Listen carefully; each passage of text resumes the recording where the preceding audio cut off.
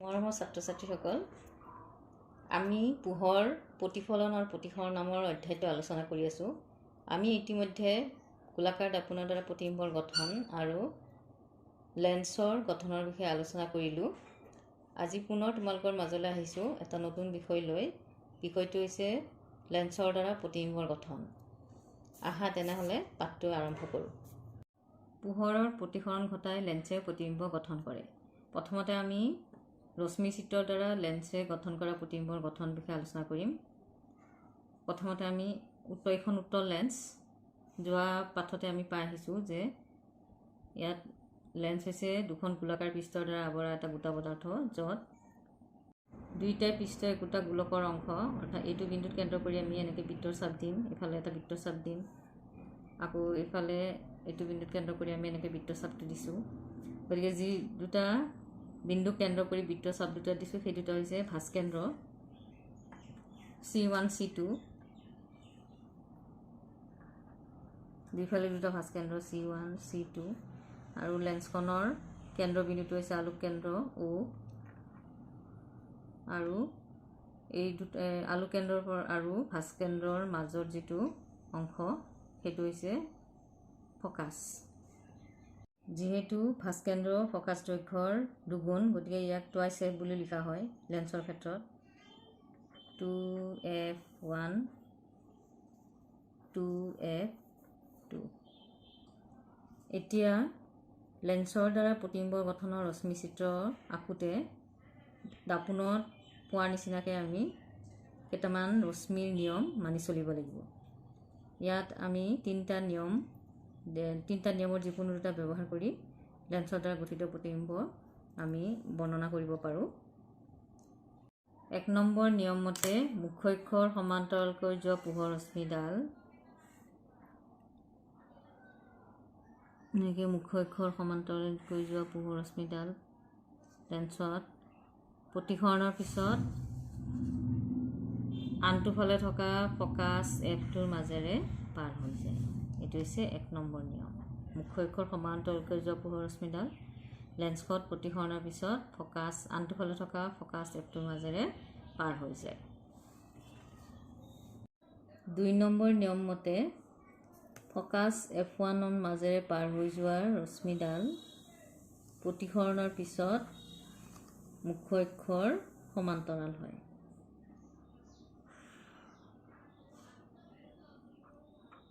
Focus F1ৰ মাজেৰে পাৰ হৈ যোৱা ৰশ্মিডাল প্ৰতিসৰণৰ পিছত মুখ্য অক্ষৰ সমান্তৰাল হয়।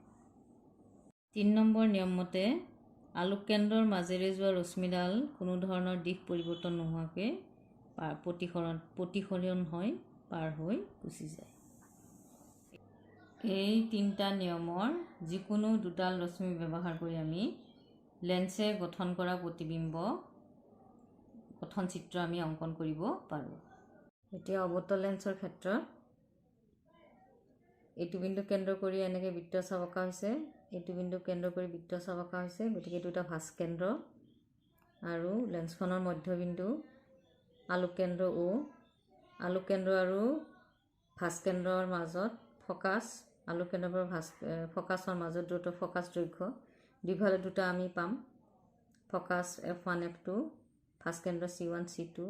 যিহেতু ভাস্কেন্দ্ৰ ফকাছ দৈৰ্ঘ্যৰ দুগুণ, সেইকাৰণে ভাস্কেন্দ্ৰক 2f1 2f2 বুলিও লিখা হয় লেন্সৰ ক্ষেত্ৰত।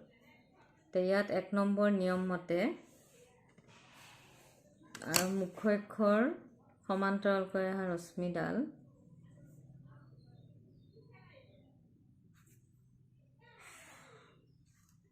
লেন্সত প্ৰতিসৰণৰ পিছত একেফালে থকা ফকাছ F1ৰ পৰা অহা যেন লাগে, ইয়াৰ পৰা অহা যেন লাগে, এনেকৈ ইয়াৰ পৰা অহা যেন লাগিব।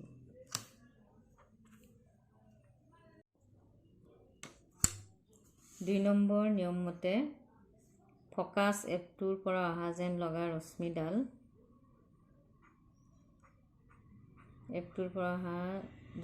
ৰশ্মিডাল দাপোনত প্ৰতিসৰণৰ পিছত মুখ্য অক্ষৰ সমান্তৰাল হয়, এনেকৈ মুখ্য অক্ষৰ সমান্তৰাল হ'ব। এইটো 2 নম্বৰ নিয়ম। ফকাছ একটোৰ পৰা অহা যেন লগা ৰশ্মিডাল লেন্সত প্ৰতিফলনৰ পিছত মুখ্য অক্ষৰ সমান্তৰাল হয়। 3 নম্বৰ নিয়ম মতে আলোককেন্দ্ৰৰ মাজেৰে পাৰ হৈ যোৱা ৰশ্মিডালৰ প্ৰতিফলনৰ পিছত কোনো ধৰণৰ দিশৰ পৰিৱৰ্তন নহয়। গতিকে আমি অৱতল লেন্সৰ ক্ষেত্ৰত এই 3ডাল ৰশ্মিৰ যিকোনো দুডাল ব্যৱহাৰ কৰি প্ৰতিবিম্বৰ গঠন দেখুৱাব পাৰোঁ। মৰমৰ ছাত্ৰ ছাত্ৰীসকল, আজি আমি লেন্সৰ দ্বাৰা প্ৰতিবিম্ব গঠনৰ ক্ষেত্ৰত ব্যৱহাৰ হোৱা ৰশ্মি চিত্ৰকেইটাৰ বিষয়ে শিকিলোঁ। অহা পাঠত আমি উত্তল লেন্স আৰু অৱতল লেন্সৰ দ্বাৰা গঠিত প্ৰতিবিম্বৰ বিষয়ে আলোচনা কৰিম। লক্ষ্যবস্তুৰ বিভিন্ন অৱস্থানৰ বাবে উত্তল লেন্স আৰু অৱতল লেন্সত প্ৰতিবিম্বৰ স্থান, আকাৰ আৰু প্ৰকৃতিৰ বিষয়ে অধ্যয়ন কৰিম। পুনৰ লগ পাম। ধন্যবাদ।